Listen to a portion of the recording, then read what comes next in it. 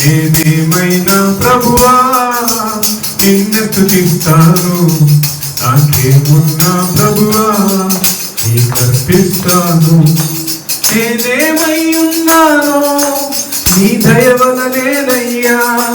నేనేమై ఉన్నానో నీ దయ వలనేనయ్యా.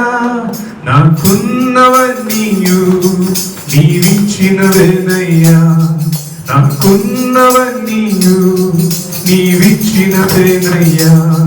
నాకున్నవన్నీయు నీవిచ్చినవేనయ్యా. నేనేమైనా ప్రభువా నిన్ను స్తుతిస్తాను. నాకేమున్నా ప్రభువా నీకర్పిస్తాను. నేనేమైనా ప్రభువా నిన్ను స్తుతిస్తాను. నాకేమున్నా ప్రభువా నీకర్పిస్తాను. నేనేమై ఉన్నానో నీ దయ వలనేనయ్యా. నేనేమై ఉన్నానో నీ దయ వలనేనయ్యా. నాకున్నవన్నీయు నీవిచ్చినవేనయ్యా. నాకున్నవన్నీయు నీవిచ్చినవేనయ్యా. నేనేమై ఉన్నానో నీ దయ వలనేనయ్యా. నేనేమై ఉన్నానో నీ దయ వలనేనయ్యా. నేనేమై ఉన్నానో నీ దయ వలనేనయ్యా. నాకున్నవన్నీయు నీవిచ్చినవేనయ్యా. నాకున్నవన్నీయు నీవిచ్చినవేనయ్యా. నాకున్నవన్నీయు నీవిచ్చినవేనయ్యా. రెండు చేతులు పైకెత్తి దేవా నేనేమై ఉన్నానో నీ దయ వలనేనయ్యా. మరొకసారి పడదామా? నేనేమై ఉన్నానో నీ దయ వలనేనయ్యా. నాకున్నవన్నీయు నీవిచ్చినవేనయ్యా. నాకున్నవన్నీయు నీవిచ్చినవేనయ్యా. నేనేమైనా ప్రభువా నిన్ను స్తుతిస్తాను. నాకేమున్నా ప్రభువా నీకర్పిస్తాను. మరొకసారి పాడదామా? నేనేమైనా ప్రభువా నిన్ను స్తుతిస్తాను. నాకేమున్నా ప్రభువా నీకర్పిస్తాను. నీకర్పిస్తాను. ఓ యేసయ్యా మేము బ్రతుకున్నామంటే నీ దయ ప్రభువా. మేము జీవిస్తున్నామంటే సజీవులుగా ఉన్నామంటే కేవలం నీ దయ.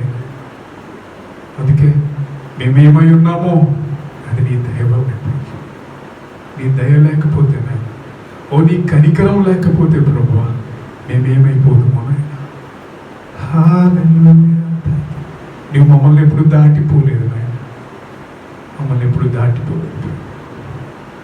Thank you Jesus. మనం ఏమై ఉన్నామో కేవలం ఆయన కనికరం మాత్రం. చూడండి, ఈ రోజులు ఈ అంత్య దినాల్లో యాక్చువల్గా మన ప్రియులైన వారిని, మనము ప్రేమించే వారిని, మనల్ని ఇన్స్పైర్ చేసిన వారిని కోల్పోతున్నాం. ఎవరైతే మనం ఎక్కువ అభిమానిస్తామో, ఎవరినైతే ఎక్కువ ఆరాధిస్తామో, ఎవరినైతే ఎక్కువ ప్రేమిస్తామో, ఎవరినైతే ఎక్కువ ఇష్టపడుతున్నామో, లేకపోతే ఎవరినైతే ఎక్కువగా వారిని చూసి ఇన్స్పైర్ అయ్యామో, వారిని చూస్తూ వారు అడుగుజాడలో నడిచామో వారిని కోల్పోతున్నాం. చిన్న వయసు లేదు, పెద్ద వయసు లేదు, అందరికీ కూడా మరణము కామన్ అన్నమాట.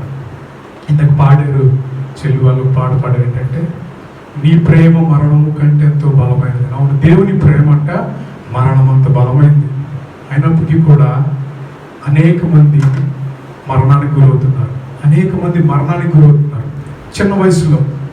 వయసుతో తేడా లేదు, చిన్నవారం లేదు, పెద్దవారం లేదు. బలవంత మరణాలు, లేకపోతే అనుకోకుండా జరిగిన యాక్సిడెంట్స్, ఈ కరోనా, లేకపోతే అనేక వ్యాధులు, ఇంకా చెప్పనా హృదయ సంబంధమైన బాధలు అనమాట. హృదయానికి సంబంధించిన బాధలు, heart attacks, cardiac arrest, abnormal heart beats, చాలా రకాలుగా మరణానికి గురవుతున్నారు. మనసులో ఏదో వ్యాధి పెట్టుకుని, లేకపోతే ఏదో ఆలోచించుకుంటా, ఇంకా చెప్పండి బలవన్ మరణాలని సూసైడ్స్ కూడా. సో మరణం అనేది ఎప్పుడు వస్తుందో ఎవరు చెప్పలేకపోతున్నాం. ఈ రోజుల్లో మనం ఏం చేయాలంటే ఈ మరణం అవుతున్న వారి గురించి, లేకపోతే ఈ సూసైడల్ స్పిరిట్స్ పోయేలాగా, లేకపోతే అకాల మరణాలు సంభవించుకునే విధంగా ప్రార్థన చేయాలి, ఎక్కువ దేవుని స్తుతించాలి. క్రైస్తవులుగా మన మీద ఉన్న ఒక బాధ్యత ఏంటంటే సాధ్యమైనంత మట్టుకు ఎవరికైనా యేసయ్య గురించి చెప్పాలి. ఎందుకంటే మరణం తర్వాత జీవము లేదు. క్రీస్తుని ఎరిగిన వారికి, యేసు క్రీస్తుని తెలియని వారికి, యేసు క్రీస్తు అంటే ఎవరో తెలియని వారికి మరణం తర్వాత జీవం లేదు. కానీ యేసు క్రీస్తుని ఎరిగిన వారికి విషయం ఏంటంటే లైఫ్ ఆఫ్టర్ డెత్, అంటే మరణం తర్వాత కూడా జీవం ఉంది. అది యేసు క్రీస్తుని తెలుసుకొని యేసు క్రీస్తుని ప్రభువుగా అంగీకరించి బాప్తిజం పొంది ఆయన విశ్వసించిన వారికి వారు చనిపోయినను తిరిగి బ్రతికేదని రాయబడింది. రైట్, ఈరోజు కూడా ఒక వాక్యాన్ని పంచుకోవాలని ఆశపడుతున్నాను నేను. ఈ మరణం గురించే. మొన్నేమో సజీవుల గురించి చెప్పాడన్నా, ఈరోజు ఏంటి మరణం గురించి చెప్తాడు అనుకోకండి. ఎందుకంటే జీవం ఎంత ముఖ్యమో మరణం గురించి చెప్పడం కూడా అంతే ముఖ్యం. చాలా ప్రాముఖ్యమైన విషయం మరణం అనేది. మనం కొంతమందిని చూస్తాం, రోడ్డు మీద వెళ్ళేటప్పుడు యాక్సిడెంట్స్ అయి జరుగుతున్నప్పుడు సాధారణంగా మనం కోరుకునేది ఏంటంటే ఎవరు చనిపోకూడదు అని కోరుకుంటాం కదా. యాక్సిడెంట్ అయినా, లేకపోతే ఇంకా చెప్పాలంటే మనకు తెలిసిన వారు ఎవరైనా హాస్పిటల్ అడ్మిట్ అయ్యారు అని అనుకున్నప్పుడు ఏంటంటే వాళ్ళు త్వరగా కోలుకొని రావాలి అని ఆశిస్తాం, ప్రార్థన చేస్తాం. ఎందుకంటే మరణం అంత భయంకరమైనది. ఒక్కసారి కనుక ఒక కుటుంబంలో మరణం అనేది జరిగితే వారి యొక్క లైఫ్ అంతా తల్లకిందులైపోతుంది, ఎవరి జీవితంలోనైనా. నా వరకు నేనైతే చాలా వరకు ద పాయింట్ ఆఫ్ డెత్ వరకు వెళ్ళొచ్చాను. నేను, నా తల్లి, నా కుటుంబ సభ్యులు చాలామంది మరణం వరకు వెళ్ళొచ్చాం. హల్లెలూయా. బైబిల్లో మాట మరణము తప్పించుటంట యెహోవా వశం. హల్లెలూయా, హల్లెలూయా. మరణం తప్పించుట యెహోవా వశం. మన లక్ కాదు, లేకపోతే మనం చేసిన నీతి కార్యాలు ఏం కాదు. కానీ కేవలం మరణం తప్పించాలంటే దేవుడే తప్పించాలి. మరణము తప్పించుట యెహోవా వశం అని రాయబడింది. ఈరోజు ఒక ప్రాముఖ్యమైన అంశాన్ని మీకు చెప్పి నేను ముందుకు వెళ్తాను. ఇది లూకా సువార్త 7వ అధ్యాయంలో రాయబడి ఉంటుంది.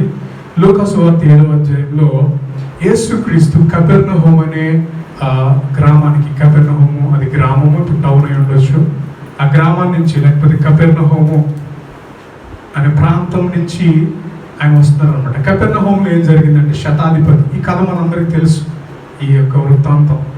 ఇక్కడ ఏమవుతుందంటే ఒక శతాధిపతి ఉంటాడు. శతాధిపతికి బాగా ఇష్టమైన దాసుడు ఉంటాడు, ప్రియమైన దాసుడు అని రాయబడి ఉంది అక్కడ 7వ అధ్యాయంలో. ఈ ప్రియమైన దాసుడు మరణకరమైన రోగంతో బాధపడుతున్నాడు. ఇంకా చెప్పాలంటే చనిపోబోతున్నాడు. చూడండి, మరణం అవుతున్నాడు ఈ ప్రియమైన దాసుడు. అప్పుడు ఈ శతాధిపతి సెంచురియన్ ఏం చేస్తాడంటే, అధికారం కలిగిన వాడు ఈయన ఏం చేస్తాడంటే తన దగ్గర ఉన్న పని వారిని పంపించి, వేరే సువార్తలు వేరేగా రాయబడింది కానీ ఇక్కడ జరిగిన కాంటెక్స్ట్ మీతో పంచుకుంటున్నాను.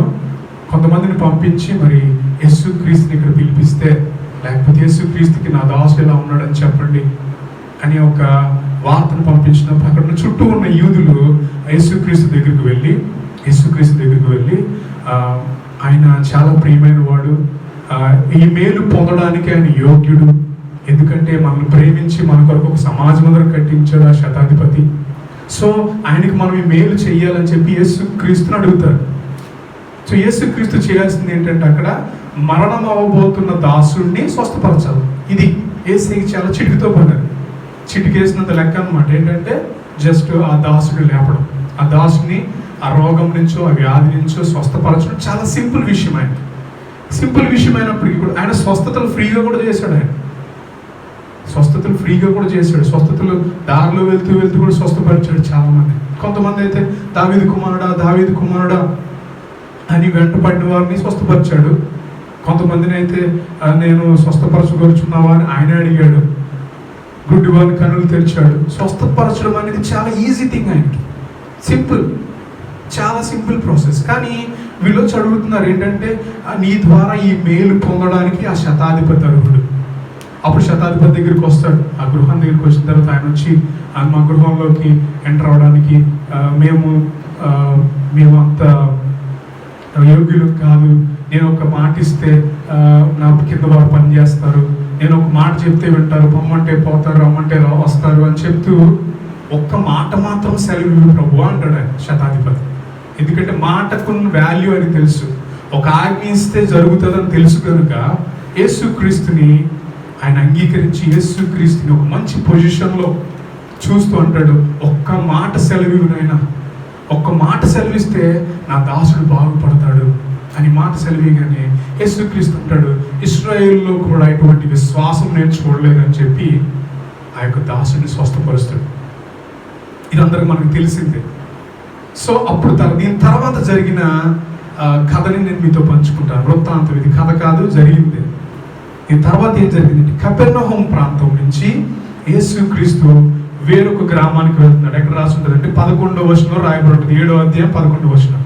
వెంటనే ఆయన నయీన్ అని ఒక ఊరికి వెళ్ళుచుండగా, నయీను ఏం పేరు, దీని పేరు, ఊరి పేరు నయీను, ఇంగ్లీష్లో నయీన్ అని రాయబడం. నయీన్ అది ఇశ్రాయేల్ దేశంలో చిన్న గ్రామం అంటారు. ఇప్పుడు దాని పాపులేషన్ అంటే, ఇప్పుడు దాని జనాభా ఎంత అంటే 1800 మంది అంతే. 1800 మంది. ఇప్పుడే 1800 మంది ఉన్నారంటే అప్పుడు ఎంతమంది ఉంటారు బహుశా? 200 మంది ఎంతమంది ఉండొచ్చు. ఆ గ్రామం యొక్క పని ఏంటంటే కేవలం వ్యవసాయం. ఇప్పటికీ ఫార్మింగ్ విలేజ్ అంటారు. చిన్న గ్రామం, 1800 మంది ఉండే గ్రామం, 1800 మంది ఉండే గ్రామం. బహుశా శీలానగర్, విమాన్ నగర్ కలిపితే ఎంతమంది ఉంటారో అంతమంది ఉంటారేమో అక్కడ. సో ఈ గ్రామానికి కపెర్నహూం నుంచి యేసుక్రీస్తు వస్తుంటే యేసుక్రీస్తు వెనకాల శిష్యులు కూడా వస్తున్నారు. శిష్యులు ఎంతమంది? 12 మంది. ఇంకా యేసుక్రీస్తు బోధలు విని అనేక మంది శిష్యులుగా చేరడానికి వచ్చారంట. 12 మంది అపోస్తులు యేసుక్రీస్తు ఉన్నారు, కానీ ఇంకా అనేక మంది శిష్యులు ఉన్నారంట. అక్కడ రాయబడి ఉంది చూడండి 11వ వచనంలో, వెంటనే ఆయన నయీన్ అని ఒక ఊరికి వెళ్ళుచుండగా ఆయన శిష్యులను బహుజన సమూహమును ఆయనతో కూడా వెళ్ళుచుంటారంట. ఎంతమంది? బహుజన సమూహం. అంటే బహుజన సమూహం అంటే శిష్యులతో కలిపి కాదు, శిష్యులు లేకుండానే, శిష్యులతో కలిపి కాకుండా వేరే బహుజన సమూహం. ఎందుకు ఇంతమంది సమూహం వెళ్తున్నారు యేసయ్య దగ్గరికి అంటే, వాళ్ళకి ఎక్సైట్మెంట్ ఉంది. ఎందుకంటే శతాధిపతి యొక్క దాసుడిని స్వస్థపరిచాడు ఆయన.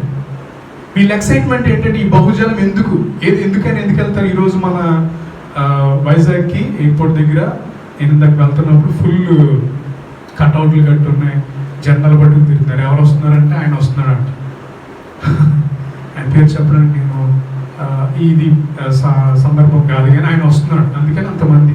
సో యేసయ్య వెళ్తున్నాడు కాబట్టి ఎంతమంది బహుజన సమూహము, ఎంతమంది ప్రజలు, లేకపోతే ఎంతమంది జనము ఆయన వెంబడిస్తున్నారు.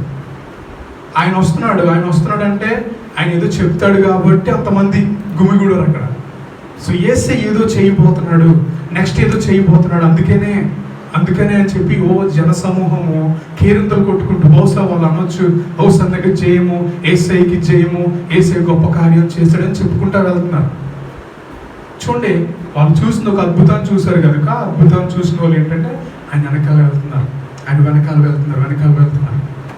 నయీన్ అనే ఆ గ్రామం దగ్గరికి వచ్చాడు. పొలిమేర గేట్, గవిని అంటారు దాన్ని, గవిని దగ్గరికి వచ్చాడు. వీళ్ళందరూ సంతోషంగా ఉన్నారు, హ్యాపీగా ఉన్నారు. యేసయ్య కూడా చాలా సంతోషంగా ఉండే వ్యక్తి. యేసయ్య ఎప్పుడు కూడా ఏడుస్తూ ఉండే వ్యక్తి కాదు, చాలా సంతోషంగా, డిప్రెషన్ ఉండే వ్యక్తి కాదు ఆయన. సంతోషంగా ఉండే వ్యక్తి, సంతోషంగా ఉండే ఆయన వ్యక్తి అనొచ్చు ఆయన, ఎందుకంటే ఆయన 100% మ్యాన్, 100% గాడ్. సో ఏమైందంటే యేసయ్య సంతోషంగా వస్తున్నాడు, వెనకాల శిష్యులు ఫాలో అవుతున్నారు, వెనకాలేమో జనసమూహం.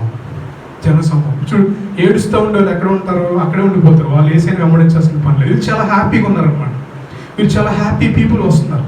అయితే ఇంకొక గ్రూప్ ఉంది ఇక్కడ, ఇంకొక గ్రూప్ ఏంటంటే, ఆయన ఆ ఊరి గవిని వద్దకు వచ్చినప్పుడు చనిపోయిన ఒకడు వెలుపలికి మోసుకొని పోబడుచున్నాడు. చనిపోయిన ఒకడు అని రాయబడింది.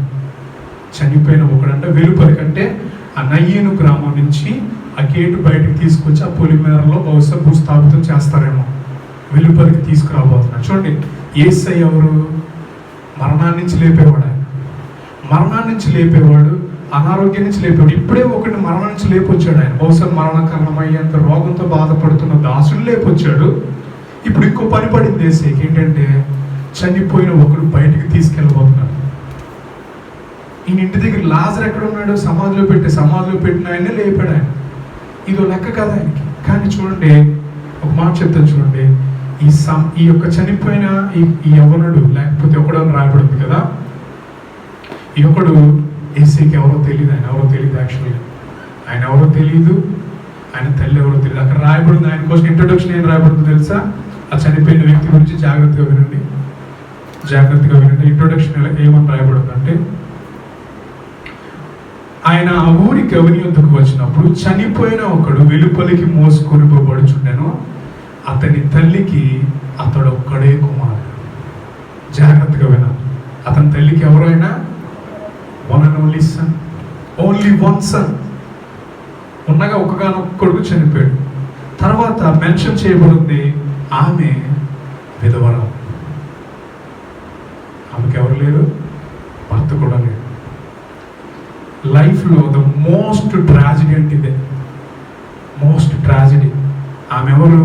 ఆ పేరు పదే పలకడం నాకు ఇష్టం లేదు, కానీ బైబిల్లో క్లియర్గా రాయబడింది, ఆమె విధవరాలు. అంటే భర్త లేడు, భర్త చనిపోయాడు. ఇంకొకటి, ఉన్న ఒక్కగానొక్క కొడుకు ఎక్కడున్నాడు ఇప్పుడు? మరణమయ్యి భూస్థాపితం కోసం తీసుకువెళ్తుంది. తర్వాత ఆ ఊరి జనులు అనేకులు ఆమెతో కూడా ఉన్నారంట, ఆ ఊరి జనులు. సో నేను ఇది మీకు అర్థమయ్యేలా చెప్తాను చూడండి. ఆమెకి ఎవరు లేరు, భర్త లేడు. రెండవది, ఉన్న ఒక్కగానొక్క కొడుకు చనిపోయాడు. సాధారణంగా యూదుల ఆచారం ప్రకారం అంట భర్త చనిపోతే భార్య పని చేయకూడదు. యాక్చువల్లీ భార్య పని చేయకూడదు, బయటికి వెళ్ళి పని చేయకూడదు. భర్త చనిపోయిన తర్వాత భార్య గృహంలోనే ఉండాలి, తన బిడ్డలు తనను పోషించాలి. ఉన్న బిడ్డ కూడా చనిపోతే కనుక ఆమె ఏం చేయాలంటే భిక్షాటన చేసుకుంటూ బ్రతకాలి. పనిలోకి ఎవరు పనిలోకి పిలవరు, పనిలోకి చేయకూడదు. భిక్షాటన అంటే మన భాషలో చెప్పాలంటే బెగ్గింగ్. భిక్షాటన చేసుకుని బ్రతకాలి ఒక చోట కూర్చొని. ఎంత ఈ సీన్ ఒకసారి ఆలోచించుకుంటే నాకు ఎలా ఉందంటే, ఈ చాలా చోట్ల జరుగుతున్నదే ఇది. ఉన్న ఒక్కగానొక్క కొడుకు, ఉన్న ఒక్కగానొక్క కూతురు చనిపోవడమే కాదు, ఒకవేళ వాళ్ళు బయటికి వెళ్ళిపోతే, తల్లిదండ్రులు విడిచిపెట్టి వెళ్ళిపోయేవారు చాలా మంది ఉన్నారు. ఇలా జరిగితే ఏంటి వాళ్ళ తల్లి పరిస్థితి ఏంటి? తన తల్లికి నిరీక్షణ లేదు, ఇంకా ఆ బిడ్డకి, ఆ తల్లి గారికి ఇంకా నిరీక్షణ ఏముంది? ఉన్న భర్త లేడు, కొడుకు లేడు, కొడుకు చనిపోయాడు. అక్కడ రాయబడి ఉంది కదా, ఏం రాయబడి ఉంది? ఆ ఊరి జనులు అనేకులు అంటే ఆమెతో కూడా ఉండ్రి. అంటే దాని అర్థం ఏంటంటే, యూదుల ఆచారం ప్రకారము ఏడ్చేవాళ్ళు వస్తారు, పిలిపిస్తారనమాట. ఏడ్చేవాళ్ళు కొంతమంది వచ్చి ఏడుస్తారు. అక్కడ వాళ్ళకి ఏం చేయాలంటే పే చేయాలి, డబ్బులు ఇవ్వాలి. అంటే ఏడ్చినంతసేపు ఏడుస్తారు, భూస్థాపితం అయిపోయిన తర్వాత వాళ్ళకి ఏం చేయాలి? బిల్స్ పే చేయాలి. నేను ఒక మాట చెప్తాను చూడండి. ఉన్న ఒక్కగానొక్క కొడుకు పని చేసుకుంటూ తల్లిని పోషిస్తున్నాడు. ఇప్పుడు కొడుకు చనిపోయాడు, కొడుకు మరణం అయిపోయాడు. కొడుకు ఎక్కడున్నాడు? కోఫిన్లో ఉన్నాడు, లేకపోతే సమాధి పెట్టిలో ఉన్నాడు, లేకపోతే ఆ యొక్క పాడి మీద ఉన్నాడు. తీసుకువెళ్తున్నారు. బిల్స్ ఎవరు పే చేయాలి? తల్లి పే చేయాలి. ఏడుస్తున్న వాళ్ళందరికీ అది ఆచారం. అక్కడ ఏడుస్తున్న వాళ్ళకి అందరూ కూడా, కొంతమంది ఫ్రెండ్స్ ఉంటారు, కొంతమంది చుట్టూ ఉన్న వాళ్ళు ఉంటారు, ఇరుగు పొరుగు వాళ్ళు ఉంటారు. కానీ చాలా మ్యాక్సిమం ఉండేది ఏంటంటే, ఏడ్చే వాళ్ళు మీకు కావాలంటే చదవండి, ఎక్కడైనా జూయిష్ కల్చర్లో ఏడ్చే వాళ్ళని డబ్బులు ఇచ్చి పిలిపించుకుంటారు అనమాట. సో వాళ్ళకి బిల్స్ పే చేయాలి. ఈరోజు ఓకే, నెక్స్ట్ డే ఏంటి? భిక్షాటన చేసుకుంటూ బ్రతకాల. ఎవరు పని ఎవరు? ఇంట్లో ఉన్నాయో లేవో పరిస్థితి ఏంటి? వీళ్ళకి ఎవరు ఎదురుపడ్డారు? సంతోషంగా ఉన్న వాళ్ళు ఎదురుపడ్డారు. ఎవరు? ఏసే వస్తున్నాడు. ఆయన ఏసే వెనకాల శిష్యులు వస్తున్నారు, శిష్యుల వెనకాల జనసమూహం వస్తుంది. ఆ గ్రూప్కి ఈ గ్రూప్కి చాలా వ్యత్యాసం ఉంది. వాళ్ళేమో సంతోషంతో ఉన్నారు, వీళ్ళేమో దుఃఖంతో ఉన్నారు, ఏడుస్తున్నారు. వీళ్ళు తల్లి ఏడుస్తుంది, తల్లి చుట్టూ ఊరు ఏడుస్తుంది, ఆ ఊరి ప్రజలు, ఫ్రెండ్స్ ఎవరు ఏడుస్తున్నారు. బహుశా ఆ యవ్వనుడి యొక్క ఫ్రెండ్స్ ఉంటారు కొంతమంది. బహుశా ఆ గ్రూప్లో అనుకోవచ్చు, కొంతమంది అనుకోవచ్చు, ఓ ఏ తల్లి కన్నా పెట్టో అనొచ్చు. బహుశా ఆ గ్రూప్లో కొంతమంది అనొచ్చు, అరే ఇప్పుడు దాకా నవ్వాం కదా, ఇప్పుడు నవ్వద్దు. అది దాటి వెళ్ళిపోయిన తర్వాత, వాళ్ళని దాటి వెళ్ళిపోయిన తర్వాత మళ్ళీ నవ్వుకుందాం అనొచ్చు, ఎందుకంటే వాళ్ళు ఏడుస్తున్నారు కదా. కొంతమంది అనుకోవచ్చు, ఏ పాపం చేశాడో. కొంతమంది అనుకోవచ్చు, తల్లిని చూసి, ఆ భర్తని కోల్పోయింది, బిడ్డని కోల్పోయింది, ఏ పాపం చేసిందో. ఎందుకంటే లోకం ఒకే రీతిగా ఆలోచించదు, ఒకే రీతిగా మాట్లాడదు. కొంతమంది మన ముందు అయ్యో ఏడవకమ్మా అనొచ్చేమో, కానీ వెనకాల తిరిగిన తర్వాత ఈ ఏడుపుని చూసి నవ్వే వాళ్ళు కూడా ఉంటారు కొంతమంది. జాగ్రత్తగా వినండి. ఈరోజు ఈ వాక్యం మీకు ఎందుకు చెప్తున్నానంటే, మరణం గురించి చెప్తున్నాడంటే నేనేం బాధపడవద్దు. హల్లెలూయా. జాగ్రత్తగా వినండి. సో ఆవిడ ఏడుస్తుంది. చుట్టూ ఉన్న వాళ్ళు ఎవరు? వారు కూడా ఏడుస్తున్నారు. ఎందుకంటే ఎంత ఎక్కువ ఏడిస్తే అంత ఎక్కువ డబ్బులు వస్తాయి వాళ్ళకి. కొంతమంది ఏడవరు, కానీ వీళ్ళు డబ్బులు ఇచ్చి పిలిపించుకుంటారు అన్నమాట ఏడవడానికి. చూడండి ఇక్కడ తర్వాత ఏం జరిగిందంటే, ప్రభువు ఆ ఊరి జనులు అనేకులు ఆమెతో కూడా ఉండిరి. ప్రభువు ఆమెను చూచి, ఎవరిని చూశాడు ఆయన? ఎవరిని చూశాడు? ఏడుస్తున్న తల్లిని చూశాడు.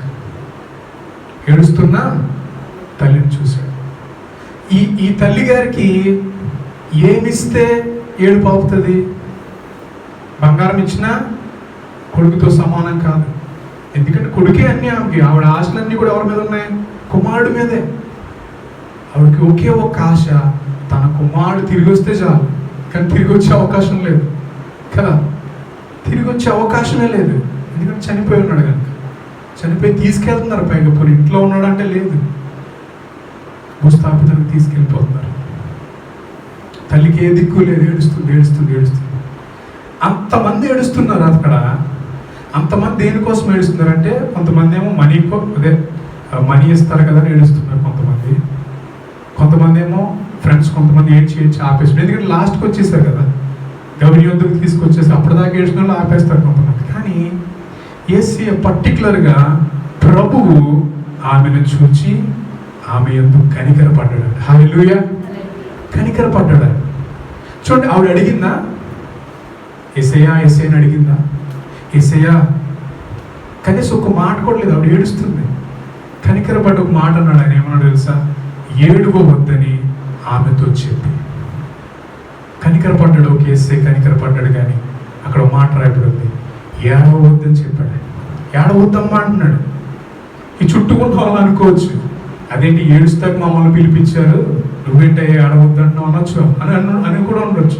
కొంతమంది అనుకుంటారు మనసు, మేమేమో ఏడుస్తాకు పిలవబడ్డాం, మేము ఎంత ఏడిస్తే అంత డబ్బు వస్తుంది, మేము చూస్తుంటే నువ్వేంటి ఆవుని ఏడవద్దంటున్నావు. చాలామంది ఏమనుకుంటారంటే, సాధారణంగా మనసులో బాధ ఉన్నప్పుడు ఏడ్చేస్తే కన్నీళ్ళ ద్వారా కొంచెం హృదయం భారమైన తగ్గుద్ది. ఏడ్చేస్తే కనీసం హృదయంలో ఉన్న బాధ అంతా పోతుంది అంటారు కొంతమంది. సాధారణంగా కొంతమంది అనే మాట, అవును ఏడిస్తే కొంచెం హృదయం నెమ్మదిగా అవుతుంది, హృదయం తేలికైనట్టు అనిపిస్తుంది. అది యేసయ్యకి కూడా తెలుసు.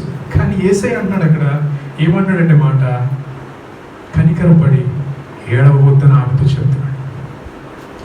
ఏడవద్దంటే ఆగిపోద్ది ఆవిడ. సాధారణంగా మనం ఏం చేస్తాం, చిన్నపిల్లలు ఏడవద్దంటే వాళ్ళు ఏం చేస్తారు? ఇంకా గట్టిగా ఏడుస్తారు చిన్నపిల్లలు. మనం కూడా ఎవరైనా ఏడుస్తుందని వాళ్ళ దగ్గరికి వెళ్తే, అమ్మ అప్పుడు దాకా సైలెంట్గా రెండు మూడు చుక్కలు వచ్చేవాళ్ళు, ఏడవద్దు అనగానే ఇంకా డబడబడవ కారిపోతాయి నీరు. ఏడవద్దనే మాట ఏమవుద్దంటే ఇంకా ఏడిపిస్తుంది ఏడవద్దనే మాట. యేసయ్య మనుషుల్లా కాదు, మనం చెప్పినంత మాత్రం వాళ్ళు ఏడుపు ఆపరు. కానీ ఈ తల్లి గారు కన్నీరు ఆపాలంటే, ఏడుపు ఆపాలంటే ఒకే ఒక్క మార్గం ఉంది. ఏంటంటే, తన కుమారుడు తిరిగి బ్రతకాలి. తన కుమారుడు తిరిగి బ్రతికితే ఆవిడ ఏడుపు అవుతుంది. అప్పుడు చూడండి, అక్కడ జరిగిన వృత్తాంతం. ఏడవద్దని ఆమెతో చెప్పి దగ్గరకు వచ్చి పాడెను ముట్టాడంట. దేని ముట్టాడు? పాడెను, కఫిన్ని ముట్టారు. యాక్చువల్ యేసుక్రీస్తు ఎవరంటే టీచర్, బోధకుడు, అద్భుతాలు చేసేవాడు, బోధ చేసే ఆయన. కొంతమందికి ప్రధాన యాజకుడు, కొంతమందికి ఏమో రబ్బీ. యెహోవా ధర్మశాస్త్రము అహరోనికి చెప్తాడు అన్నాడు. మోషే అహరోనికి చెప్పిన మాట ఏంటంటే, అది లేవీకాండం 21వ అధ్యాయంలో రాయబడి ఉంటుంది. 1 నుంచి 7వ వచనం వరకు చదివితే, తర్వాత ఈ యాజకులు, బోధకులు వీరెవరు కూడానంట శవాన్ని ముట్టకూడదు. శవాన్ని కాదు కదా, కనీసం వారు మోసుకు వెళ్తున్నటువంటి ఆ పెట్టెను కూడా ముట్టకూడదు. ఎందుకంటే అపవిత్రపరచబడతారు అన్నమాట. మీరు ముట్టుకుంటే అపవిత్రపరచబడతారు. అందుకని అక్కడ రాయబడింది, ఆయన క్లియర్గా యెహోవా అహరోనుకి చెప్తాడు అనుకుంటే, అక్కడ మీరు శవాన్ని ముట్టకూడదు అంటాడు. కానీ మీ యొక్క కుటుంబంలో మీ తల్లి కానీ తండ్రి కానీ వివాహం కానటువంటి స్త్రీ ఎవరు ఉంటే, తమ్ముడు కానీ ఎవరుంటే వారిని ముట్టుకోవచ్చు చనిపోతే. చూడండి, ఇక్కడ యేసయ్య ధర్మశాస్త్రం అంతా నెరిగిన వాడు కానీ వెళ్ళి ఆ కాఫీని ముట్టుకున్నాడు, ఆ పాడని ముట్టుకున్నాడు. ఆ పాడని ముట్టుకుని దాని అర్థం ఏంటో తెలుసా? తన కుటుంబ సభ్యునిగా, తన సహోదరునిగా, తన తల్లిగా వారిని భావించాడు. వారెవరో తెలియదు. ఆమె ఎప్పుడు కూడా ఆయన్ని ప్రార్థించలేదు. ఓ దావీదు కుమారుడు అని అడగలేదు, లేకపోతే ఓ ప్రధాన యాజకుడు అని అడగలేదు, ఏం అడగలేదు, ప్రార్థించలేదు, ఏడుస్తుంది అంతే ఆవిడ. ఈరోజు కొంతమంది మనకు చెప్పే వాక్యాలు ఏంటంటే, నువ్వు ఏర్పరచబడాలి, నువ్వు కడగబడాలి, కడగబడితే దేవుడిని రక్షిస్తాడు. ఆ మాటలు నేనేమి అపోజ్ చేయట్లేదు, కానీ దానికన్నా ప్రాముఖ్యంగా ఒక మాట చెప్తున్నాను. నా యేసయ్య ఎవరు తెలుసా? కనికరం కలిగిన దేవుడు. హల్లెలూయా! కనికరం కలిగిన దేవుడు. అఫ్కోర్స్ నేను పాపినే, ఏమీ లేని వాడినే. అయినప్పటికీ కూడా నా పేదరికము, లేకపోతే నా పాపము, లేకపోతే నా స్థితి, నా అంతస్తు ఏమీ లేకపోవడం అనేది యేసయ్య కనికరాన్ని మార్చదు. నువ్వు ఎటువంటి వాడు అయినా, ఎలాంటి వాడు అయినా, మొదట నీ మీద కనికర పడేవాడైనా, జాలి పడేవాడైనా. హల్లెలూయా! గత వారం మీకు చెప్పాను, ఆయన కోపము నిమిషం మాత్రం ఉండదు, కానీ ఆయన దయ ఆయుష్కాలం అంత ఉంటుంది. ఆయన కనికర పడ్డాడు ముందు తల్లి మీద. ఎందుకంటే మరణం యొక్క వేదన ఆయనకు తెలుసు. ఉన్న ఒక్కగానొక్క కొడుకు పోతే ఆ బాధ ఏంటో ఆయనకు తెలుసు. యాక్చువల్గా యేసయ్య కూడా వన్ అండ్ ఓన్లీ సన్, ప్రియ కుమారుడు ఆయన. ఆ తల్లి వేదన చూస్తున్నాడు. ఈరోజు ఒకవేళ మాకెవరు లేరు కదా, మాతో ఎవరు మాట్లాడరు కదా, మా బంధువులు మాకు దూరంగా ఉన్నారు కదా, అందరూ మమ్మల్ని దూరం పెట్టారు కదా, మా స్థితిని బట్టి, మా పేదరికాన్ని బట్టి, లేకపోతే మాకున్న పరిస్థితిని బట్టి మమ్మల్ని అందరూ దూరం పెట్టారు కదా అని ఆలోచిస్తున్నారేమో. ఈరోజు మీకు ఒక గుడ్ న్యూస్. నా యేసయ్య కనికరం కలిగిన దేవుడు. హల్లెలూయా! యాక్చువల్గా ఒకరిని స్వస్థపరిచాడు కదా, ఆల్రెడీ మరణాన్ని నుంచి లేపాడు కదా, ఎందుకు ఈ బాధ మనకి, ఎందుకు వాళ్ళు ఏడుస్తున్నారు కదా, ఏడవని అని చెప్పి వారిని దాటి వెళ్ళిపోలేదు ఆయన. యాక్చువల్ దాటి వెళ్ళిపోవచ్చు ఆయన. కానీ ఆ తల్లిని చూశాడు, ఏడుస్తున్న ఆ తల్లిని చూశాడు. అక్కడ ఉన్న చాలా మందికి ఆ సిచ్యువేషన్ ఏంటో తెలియదు. యేసయ్యకి తెలుసు. ఆమె కన్నీరు చూసి, ఏడవడం చూసి, అమ్మ ఏడవద్దని చెప్పాడు. ఏడవద్దంటే ఏడుపాపేస్తుంది అంటారు. యేసయ్య ఎప్పుడు కూడా నిన్ను ఏదైనా చేయమన్నాడు అంటే నిన్ను చేయమని చెప్పి ఆయన చూస్తూ ఉండేవాడు కాదు. ఆయన ఏడవద్దు అన్నాడు. ఆవిడ ఏడు పాపిందో తెలియదు, కానీ పాడిని ముట్టాడు. తర్వాత చూడండి, తర్వాత బైబిల్ ఉన్న వాళ్ళు దయచేసి నాతో కలిసి చదవాల్సిందిగా కోరుచున్నాను. ప్రభు ఆమెను చూచి ఆమె ఎందుకు కనికరపడి ఏడవద్దని ఆమెతో చెప్పి దగ్గరికి వచ్చి పాడిని ముట్టగా మోయిచున్నవారు నిలిచారంట. చూడండి, ఇక్కడ ఇంకొక మాట చెప్తాను. మోయిచున్నవారు అంటే నిలిచిపోయారంట. ఇంగ్లీష్లో రాయబడింది దే స్టిల్, అంటే వాళ్ళు ఆగిపోయారంట. ఇప్పుడు మన సైడ్ ఈ బాక్స్ మనం మోసేటప్పుడు, పాడి కానీ ఏదైనా మోసేటప్పుడు పాడి మీద చేసి ఉంటే దాని అర్థం ఏంటంటే, పాడి అని మనం అనకూడదు. కాఫీ బాక్స్ దాని మీద ఇలా చేసామంటే దాని అర్థం ఏంటంటే దాన్ని మోయడానికి మనం సిద్ధంగా ఉన్నామని, అంటే భుజం మారుస్తారు అన్నమాట కదా, భుజం మారుస్తారు. యేసయ్య వెళ్ళింది ఆ యొక్క కాఫీని మోయడానికి కాదు. హల్లెలూయా! కాఫీన్ బాక్స్ని మోయడానికి కాదు వెళ్ళింది. ఆయన ఇలా ఆపాడు. ఆయన ఆపితే భుజం మార్చడానికి కాదని వెళ్ళింది. ఆయన వెళ్ళిందో తెలుసా? ఎందుకు వెళ్ళాడో చూద్దాం. అక్కడ యేసయ్య ఎందుకు ఆపాడు? పాడిని ముట్టుగా మోయిచున్న వారు నిలిచిరి. ఆయన చిన్నవాడా లెమ్మని నీతో చెప్పుచున్నాను అనగా ఆయన అంటున్నాడు, చిన్నవాడా. హల్లెలూయా! చనిపోయినతో మాట్లాడుతున్నాడు. ఆయన ఏం మాట్లాడుతున్నాడు? చిన్నవాడా లెమ్మని నీతో చెప్పుచున్నాను అనగా యాక్చువల్గా ఆయన మోయడానికి లేపడానికి వెళ్ళాడు. హల్లెలూయా! మోయడానికి ఆయన మోయడానికి వెళ్ళలేదు, లేపడానికి వెళ్ళాడు. ఓ చనిపోయిన వాడిని లేపగలిగిన దేవుడు. ఎందుకు తెలుసా? కనికరము చేత కదిలింపబడేవాడు. ఆయన కనికరం ఏం చేస్తుందంటే మరణించిన వాడిని కూడా లేపుతుంది. హల్లెలూయా! ఏ కారణం చేత బిడ్డ చనిపోయాడో రాయబడలేదు, కానీ అది ఏ కారణమైనా, ఏ స్థితి అయినా, ఒకవేళ మరణకరమైన స్థితి అయినా, ఈరోజు మన జీవితంలో కూడా ఏ స్థితిలో ఉన్నా దేవుడు మనల్ని, నీవు ఉన్న స్థితిలో నిన్ను మోసేవాడు కాదు, నువ్వు ఉన్న స్థితిలో నిన్ను ఏం చేస్తాడు తెలుసా? ఏం చేస్తాడు? లేపుతాడు ఆయన. హల్లెలూయా. ఆయన లేపగల సమర్థుడు. అది మరణమైన స్థితి అయినా ఏదైనప్పటికీ కూడా ఆయన లేపడానికి సమర్థుడు. చూడండి, లేపిన తర్వాత ఒక మంచి మాట చెప్తాడు ఆయన. ఆయన చనిపోయిన వాడు లేచి కూర్చుని మాట్లాడుతున్నాడంట. ఎవరు? ఇందాక చనిపోయిన అబ్బాయి ఉన్నాడే, ఇందాక చనిపోయిన అబ్బాయి మాట్లాడుతున్నాడంట. మాట్లాడుతున్నాడు. ఆ చనిపోయిన వాడు లేచి కూర్చుని మాట్లాడసాగాను. ఆయన అతని తల్లికి అప్పగించారు. హల్లెలూయా. ఇంగ్లీష్లో రాయబడింది, he presented her son to her. అంటే తిరిగి ఇచ్చేసాడంట. హల్లెలూయా. రెస్టోర్ చేశాడు కుమారుడు. ఆవిడ ఒకే ఒక ఆశ, కొడుకు తిరిగి వస్తే చాలు. ఇప్పుడు ఏమొచ్చాడు? కొడుకు ఏమయ్యాడు? తిరిగి వచ్చేసాడు. ఇక తల్లి ఏడుస్తుందా? ఏడవచ్చు. ఇందాక దాకా బాధతో ఏడ్చింది ఆవిడ, ఇప్పుడు సంతోషంతో. నేను ఈరోజు మీకు చెప్పాలనుకున్న మాట ఏంటంటే, ఆ తల్లి బహుశా మోకాల్లో ప్రార్థన చేసి ఉండదు, ఏడుస్తుంది. కన్నీటి ప్రార్థన చేసి ఉండదు, ఏడుస్తుంది. స్తుతించిందో తెలియదు, ఏడుస్తుంది ఆవిడ ఏడుపును గమనించింది. ఈరోజు మీరు ఒకవేళ తెలిసి తెలియకుండా ఏడుస్తున్నారేమో, ఇంట్లో మనసులో ఏడుస్తున్నారేమో. మీ ఏడుపును చూస్తున్న దేవుడు. హల్లెలూయా. మీ ఏడుపును చూస్తున్నాడు. అది ఏదైనా, అయ్యో నా బిడ్డల భవిష్యత్తు ఏంటి, నా కూతురు భవిష్యత్తు ఏంటి, నా కుమారుడు భవిష్యత్తు ఏంటి, అయ్యో నా భర్త పరిస్థితి ఏంటి, ఈ కుటుంబం ఇల్లు ఎలా గడపాలి, వచ్చే డబ్బులేమో తక్కువ, ఖర్చు ఏమో ఎక్కువ, ఇంటి ఎలా కట్టాలి, కరెంటు బిల్లు ఎలా కట్టాలి, బిడ్డల భవిష్యత్తు, స్కూల్ ఏంటి, అయ్యో ఇంకా ఉద్యోగం రాలేదు, ఏంటి పరిస్థితి అని మీరు ఆలోచిస్తున్నారేమో, కన్నీరు కారుస్తున్నారేమో. రోజు మీ కన్నీటిని వ్యర్థముగా ఆయన చేయడు. మీ కన్నీటిని చూసి కనికరపడే దేవుడు ఆయన. నిన్న సాయంకాల సమయం యాక్చువల్గా నేను అక్కడి నుంచి వచ్చేస్తున్నాను అనమాట. వచ్చేస్తుంటే అక్కడ ఎవరైతే నాకు తెలిసిన వ్యక్తి ఉన్నారో, ఇక్కడ ఉండండి మీరు, ఈ గుడి వాళ్ళ దేవాలయం ఉంటుంది కదా, అక్కడ ఉండండి, కొంచెం చూస్తూ ఉండండి అంటే నాకు చాలా బాధ అనిపించింది. ఎందుకంటే తెలిసిన వ్యక్తిగానే ఆయన, చాలా తెలిసిన వ్యక్తి, మంచి వ్యక్తి, మనకి అనేక విధాలుగా సహాయపడే వ్యక్తి కనుక ఆయన చెప్పింది చెయ్యాలి. కానీ నిలబడ్డాను నేను అక్కడ, హైందవ దేవాలయం, అలాగే నిలబడి చూస్తున్నాను. ఎందుకు ప్రభు నన్ను ఇక్కడి నుంచో పెట్టాను, అక్కడ ఏమో జరుగుతుంది, ఎందుకు ప్రభు అని అనుకుంటానంటే నాకు తెలియకుండా నాకు ఏడుపు వస్తుంది. నేనేమో సేవకు వచ్చాను వైజాగ్కి, నేను ఇక్కడ నిలబడాల్సి వచ్చింది, కాదనలేను. అది తెలియకుండానే నాకు ఏడుపు వచ్చిన కన్నీళ్ళు నాకు ఆగలేదు అసలు. అలా ఆకాశం చూస్తే ఏడుస్తున్నాను బండి మీద కూర్చొని.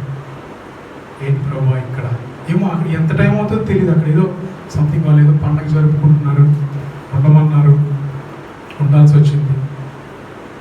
పోనీ ఇవన్నీ అమ్మతో చెప్దామంటే అమ్మ బాధపడుతుంది.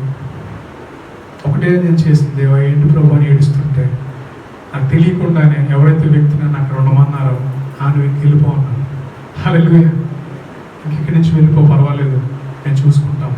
ఎందుకంటే వాళ్ళు మాట్లాడుకుంటారు ఏంటంటే, ఈజ్ ఏ పాస్టర్, ఇక్కడ ఆయన ఉండడానికి ఇబ్బంది పడుతున్నట్టున్నాడు, పంపించేయడం.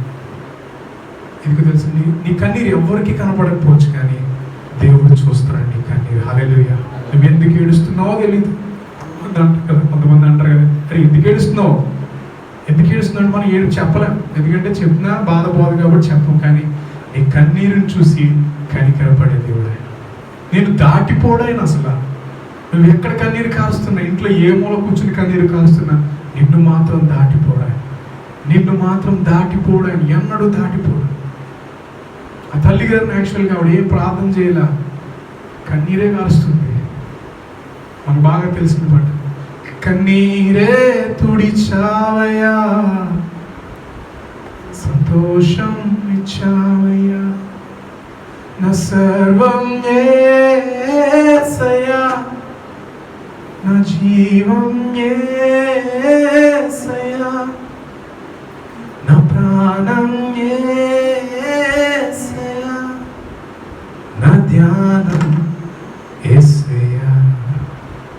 కన్నీరు చూసే దేవుడు. ఈరోజు మరి యేసే మనతో లేడు కదా, మన కన్నీరు ఎలా చూస్తున్నాడని ఒకవేళ మీరు బాధపడితే కనుక యోహాను సువార్త 14వ అధ్యాయము, యోహాను సువార్త 14వ అధ్యాయము ఎక్కడ రాయబడి ఉందంటే అది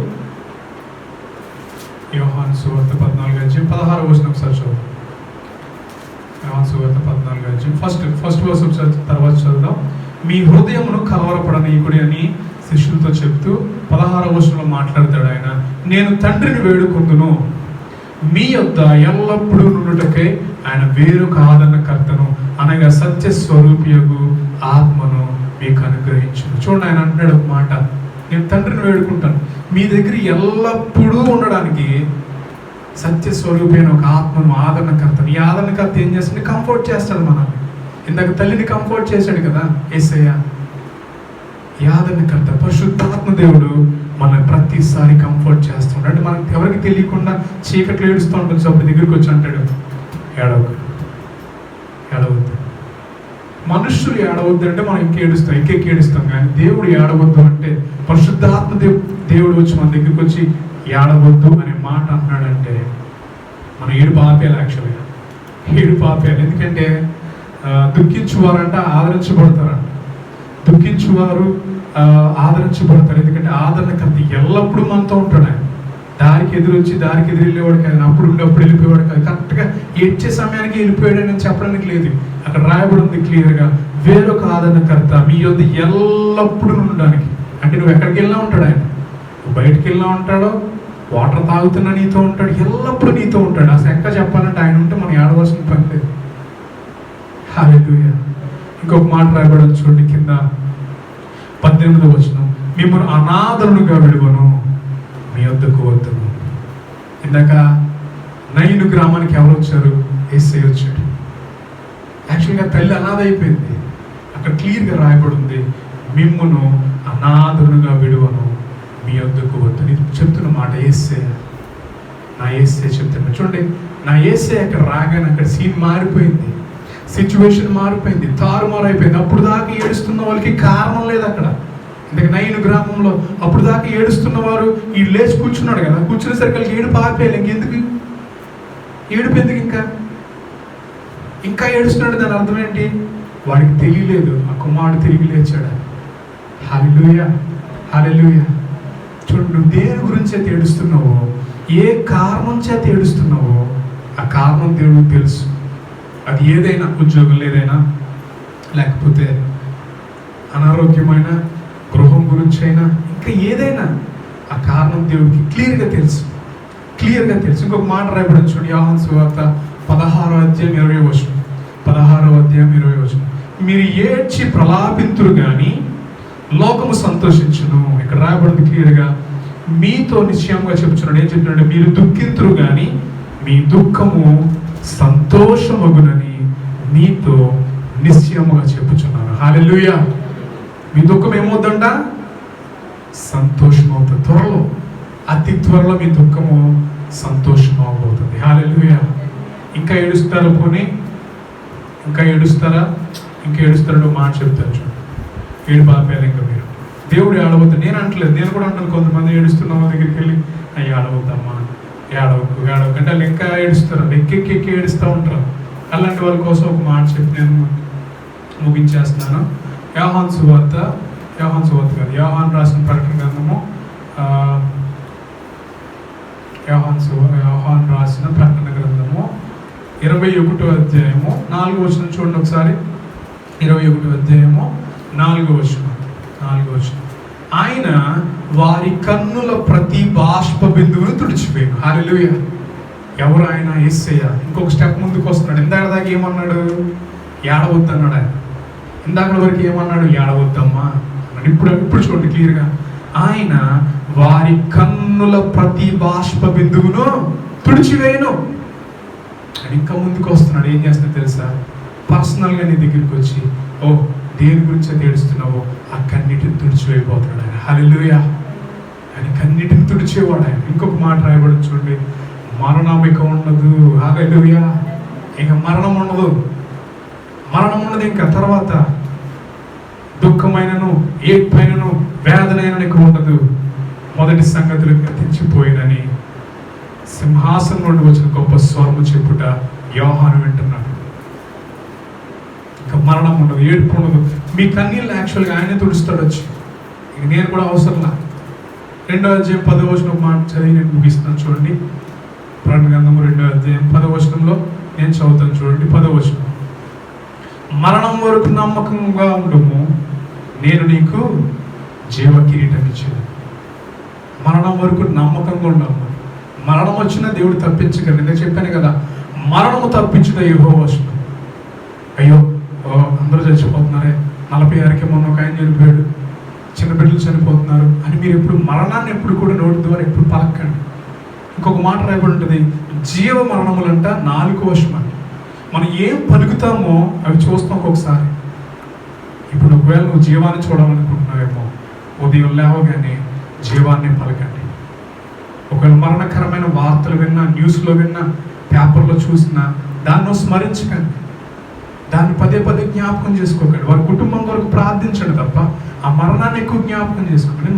మరణం భయంకరమైందే, మరణం చాలా వేదంతో కూడిందే, కానీ దాన్ని ఎప్పుడు జ్ఞాపకం చేసుకోండి. ఎందుకంటే ఇందాక చెప్పాను కదా, మరణం ఇక ఉండదు మన మీద. ఎందుకంటే మరణం ఆయన అనిపించాడు. ఇందాక ప్రేమ మరణం అంత బలమైంది కనుక ప్రేమను మనకిచ్చి మరణాన్ని ఆయన అనుభవించాడు కనుక మరణము ఇక మీద మనం ఎలుబడి చేయడానికి లేదు.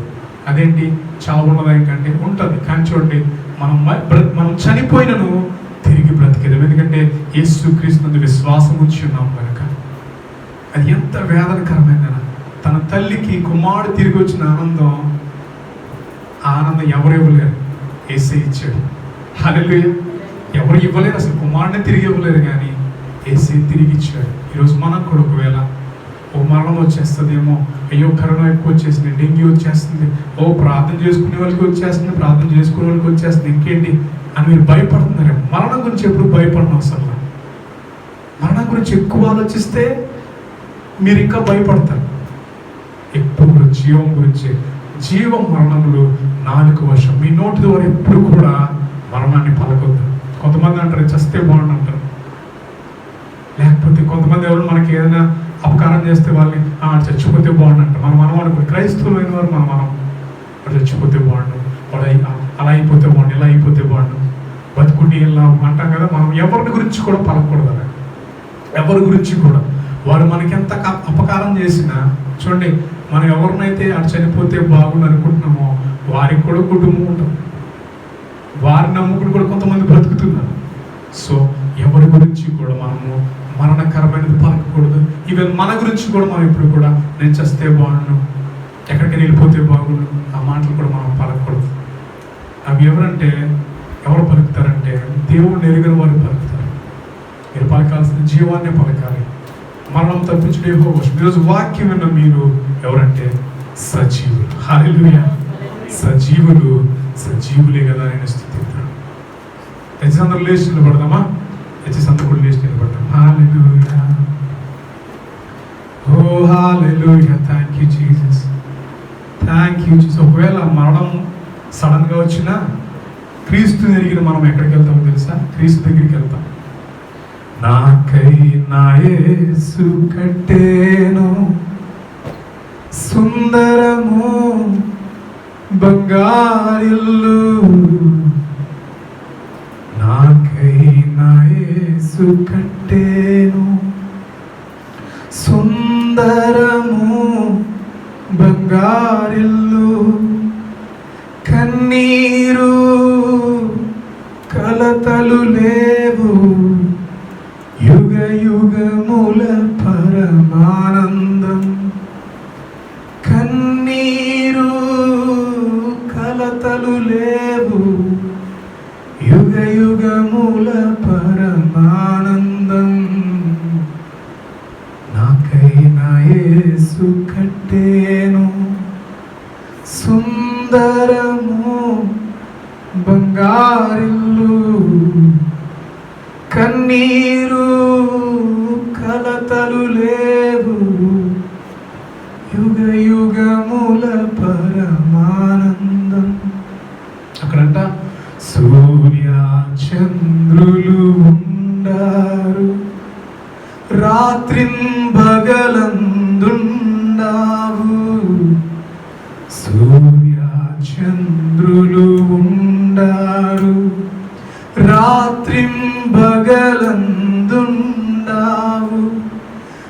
ప్రభు యేసే ప్రకాశించు, ఆ వెలుగులో నేను నడిచెదను. ప్రభు యేసే ప్రకాశించు, ఆ వెలుగులో నేను నడిచెదను.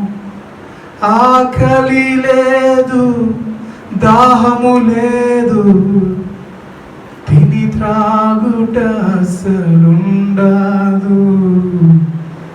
నాకై నా యేసు కట్టెను సుందరము బంగారిల్లు. కన్నీరు కలతలు లేవు, యుగ యుగముల పరమానందం. నా కొరకు మన యేసే కన్నీళ్ళు ఏంటి తెలుసా? అక్కడ కన్నీరు ఉండదు. ఏం తిందామా, ఏం తాగుదామనే బాధ ఉండదు అక్కడ. అయ్యో ఏం కట్టుకుందామా, లేకపోతే ఎవరిని కలుద్దామని ఏముండదు అక్కడ. కేవలం సంతోషం, యుగ యుగముల సంతోషం. మరణం గురించి అసలు భయపడకండి. ఓ మరణమా, నీ ముళ్ళు ఎక్కడా, నీ విజయం ఎక్కడ? అసలు కొన్ని వారాల క్రితం నేను కూడా సాధారణంగా దేవుడి దగ్గర తప్ప మనుషుల ముందు నా కన్నీటిని వ్యక్తపరిచేవాడిని కాదు. కానీ సడన్గా ఎందుకో ఆ స్థితి చూసేసరికి ఇద్దరు కూర్చొని ఏడుస్తున్నప్పుడు లేనిపోని ధైర్యం వచ్చింది నాకు. ఎక్కడి నుంచి వచ్చిందో తెలియదు. అప్పుడు అనుకున్నాను, నా దేవా, నీవు తోడుండగా మరణం మమ్మల్ని నేను చేయలేదు నాయన. హల్లెలూయా. నేను అనుకున్నాను నాకు అంత అయిపోయింది అనుకున్నాను. అంత అయిపోయింది అనుకున్నప్పుడు దేవుడు నేనున్నానని గుర్తు చేస్తాడు. హల్లెలూయా. ఎప్పుడు కూడా అంత అయిపోదు. యాక్చువల్గా మన లోకల్ మనం ఎందుకు వచ్చామంటే జస్ట్ ఒక విజిట్కి వచ్చాం. జస్ట్ ఒక విజిట్. మనం అప్పుడప్పుడు అక్కడికి వెళ్తూ ఉంటాం, అరకు, హైదరాబాద్, చార్మినార్ దగ్గరికి వెళ్తాం. అలా ఒక విజిట్కి వచ్చామండి ఈ లోకానికి. అంతే. మన యొక్క పురం ఎక్కడంటే మన ప్రదేశము, మన యొక్క దేశము, మన రెసిడెన్స్ యేసే దగ్గరే. Thank you. మనల్ని ఎప్పుడు దాటిపోడు ఆయన, మనల్ని ఎప్పుడు కూడా విడిచిపోడు. మన దగ్గరికి వస్తాడు పర్సనల్గా. ఆయనే మనకు కన్నీరు తుడుస్తాడు. మరణము లేదు, దుఃఖము లేదు, ఏడ్పు లేదు, వేదన లేదు. ఎప్పుడు కూడా భయపడు. ఒకవేళ ఎవరైనా మరణకరమైన రోగంతో బాధపడుతుంటే వారి దగ్గరికి వెళ్ళి ప్రార్థించండి, దేవుని గురించి చెప్పండి. మీ ద్వారా వారు రక్షింపబడి వారిని కూడా మనం కలుస్తాం. హల్లెలూయా. ప్రార్థన చేసుకుందాం. ప్రభువా, నీకు వందనాలు. ఈరోజు చిన్న మందగా కూడుకున్న మమ్మల్ని నీవు నీ వాక్యం ద్వారా తిరిగి నీ యొక్క జీవం యొక్క ప్రాముఖ్యత, నీ కనికరం యొక్క ప్రాముఖ్యత తెలియపరిచినందుకు వందనాలు. వాక్యం విన ప్రతి ఒక్క బిడ్డని జ్ఞాపకం చేసుకోండి ప్రభువా. ఇది నాయన మేము యూట్యూబ్లో కూడా అప్లోడ్ చేయించుండగా వినుచున్న ప్రతి ఒక్క బిడ్డను ప్రభువా, నీ కనికరం ఎంత గొప్పదో, నీ కనికరము మరణించిన వారిని కూడా తిరిగి లేపుతుంది అని గొప్ప మర్మమును వారికి కూడా తెలియపరచు. ఈ సమయంలో నీ బిడ్డలు తిరిగి వెలుచుండగా వారి ప్రయాణం అంతట్లో తోడాయి. మా సంఘాన్ని కూడా నువ్వు అభివృద్ధి చేస్తున్నందుకు నీకు వందనాలు. కుడికి ఎడముకు నువ్వు విస్తరింప చేస్తుంది నీకు వందనాలు. వాళ్ళ ప్రతి ఒక్కరికి నూతనమైన ఆరోగ్యం, బలము దయచేసినందుకు వందనాలు చెల్లిస్తుంది. రాబోయే మాసం నవంబర్ మాసం అనుదినము కూడా నీకు కృతజ్ఞతాస్తుతులు చెల్లించే వారిని మమ్మల్ని చేయమని, నీ కాపుదల మాత ఎల్లప్పుడూ ఉంచుమని. ఈరోజు రాలేనటువంటి బిడ్డను ప్రభువా, నేను వచ్చే పునరుద్ధాన దినం మేమందరం కలుసుకొని ఆరాధించే కృపను దయచేయమని యేసు నామమున అడిగి వేడుకొని ప్రార్థిస్తున్నాం మా ప్రియ తండ్రి. ఆమేన్, ఆమేన్, ఆమేన్. నిజంగా ఆయన మనల్ని దాటిపోడు.